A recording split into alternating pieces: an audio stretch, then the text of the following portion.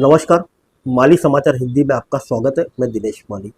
CRPF जवानों को नकली ट्रैक सूट बेचने के मामले में बड़ी कार्रवाई, डीआईजी हटाए गए, कई कर्मी हुए सस्पेंड।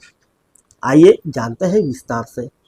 देश के सबसे बड़े केंद्रीय अर्धसैनिक बल सीआरपीएफ ने नोएडा स्थित बल के ग्रुप सेंटर पर नकली ट्रैक सूट बेचे जाने के मामले में बड़ी कार्रवाई की है। ग्रुप सेंटर के डीआईजी हरिश्चंद्र सिंह कलश को तुरंत प्रभाव से हटा दिया गया है। उन्हें सीआरपीएफ के नॉर्दर्न सेक्टर के आईजी दफ्तर में अटैच कर दिया गया। इसके साथ ही कई दूसरे कर्मियों पर भी निलंबन की गाज गिरी है।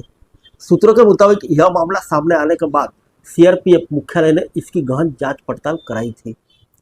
अप्रैल को सीआरपीएफ जवानों को बेचे जा रहे नकली ट्रैक सूट कौन पहुंचा रहा, जवानों की आर्थिक सुरक्षा की चोट शीर्षक से खबर प्रकाशित की थी। इसके बाद न केवल ग्रुप सेंटर नोएडा पर बल्कि सीजीओ स्थित सीआरपीएफ मुख्यालय में भी हलचल देखी गई।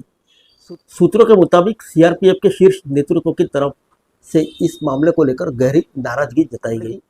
वरिष्ठ अधिकारियों को इस मामले की जांच सौंपी गई। वरिष्ठ अफसरों को यह महसूस हुआ कि वाकई इस मामले से बल की छवि खराब हो रही है।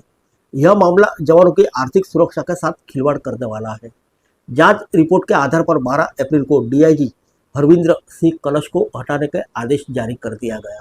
दूसरे कर्मियों पर भी निलंबन की गाज गिरी।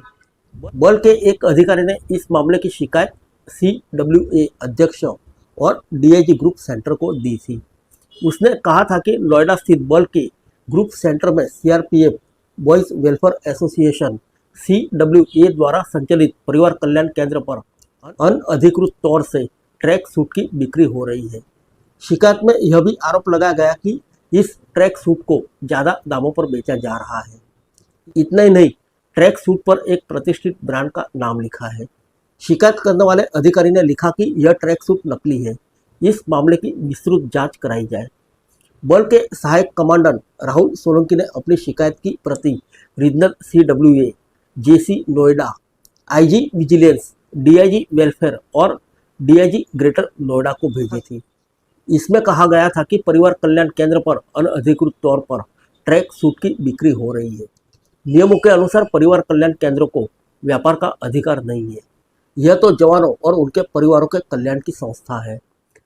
आरोप है कि इसी से जुड़े कुछ लोग जवानों को ट्रैक सूट बेच रहे थे। यह ट्रैक सूट बल की वर्दी का हिस्सा नहीं है।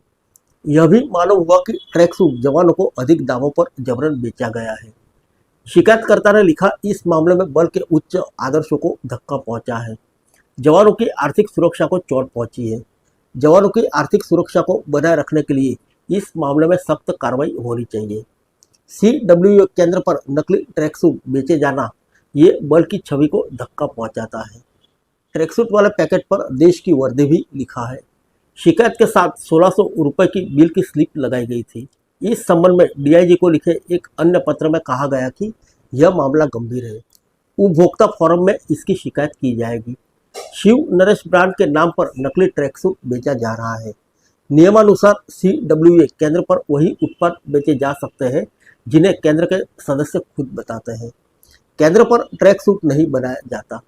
इस मामले में कई सवाल खड़े हो रहे हैं। सीडब्ल्यूए केंद्र पर ट्रैक सूट बेचने की इजाज़त आखिर किसने दी?